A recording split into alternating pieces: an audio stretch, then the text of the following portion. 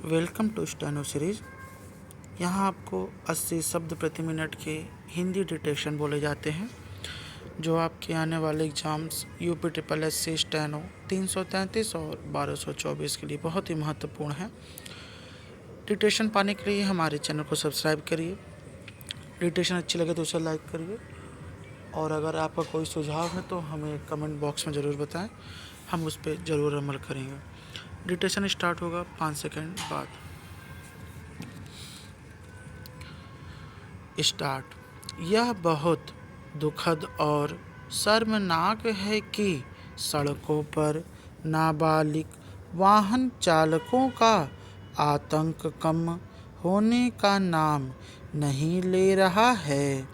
राष्ट्रीय राजधानी दिल्ली के द्वारका में जो त्रासद हादसा हुआ था, उसकी चर्चा थमने का नाम नहीं ले रही है।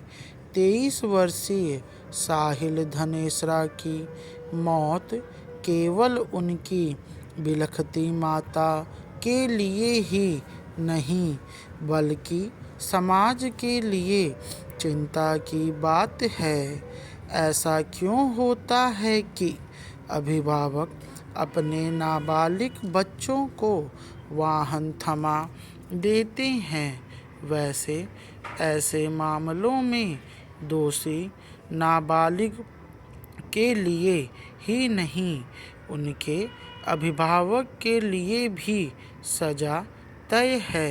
फिर भी नाबालिग वाहन चालकों की संख्या बढ़ती जा रही है।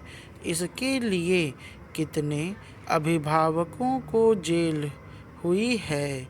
ऐसा कौन दोषी अभिभावक है जो अधिकतम 25,000 रुपये का जुर्माना और 3 साल की सज़ा भुगत रहा है?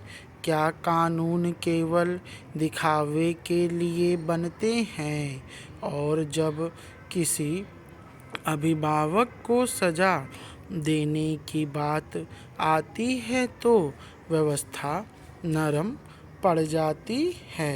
पैराग्राफ। यह सच है कि नाबालिग वाहन चालकों पर लगाम ठीक से नहीं कसी गई है। अपने घर के नाबालिग लड़कों लड़कियों को अभिभावक वाहन चलाने के लिए दे देते हैं।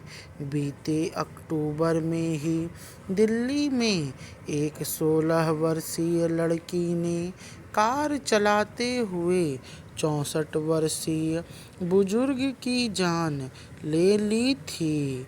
उस किशोरी की मां के खिलाफ मामला दर्ज हुआ था। नाबालिग दोषियों की संख्या कतई कम नहीं है। राष्ट्रीय राजधानी की ही बात करें तो साल 2024 में नाबालिग वाहन चालन के 350 मामले दर्ज हुए थे। साल 2025 में 125 मामले दर्ज हुए थे। काश कड़ी कार्रवाई होती तो ऐसे जानलेवा वाहन चालन पर रोक लगती।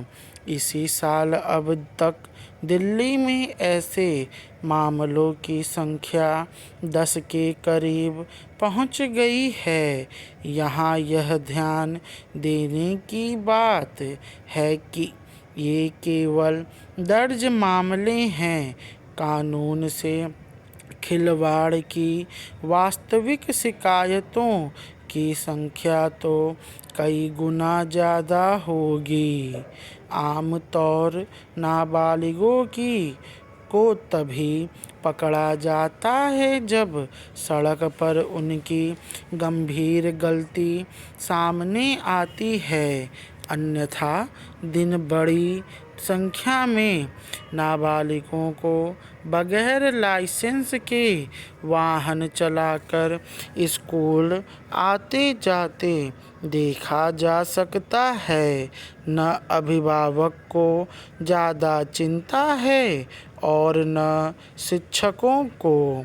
बड़ी संख्या में ऐसे किशोर हैं जिन्हें उनकी मनमानी पूरी करने के लिए हर तरह के वाहनों के साथ खुला छोड़ दिया गया है।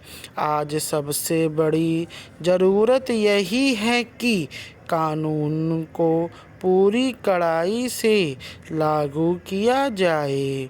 द्वारका मामले में आरोपी नाबालिग के पिता के खिलाफ अवश्य कड़ाई होनी चाहिए।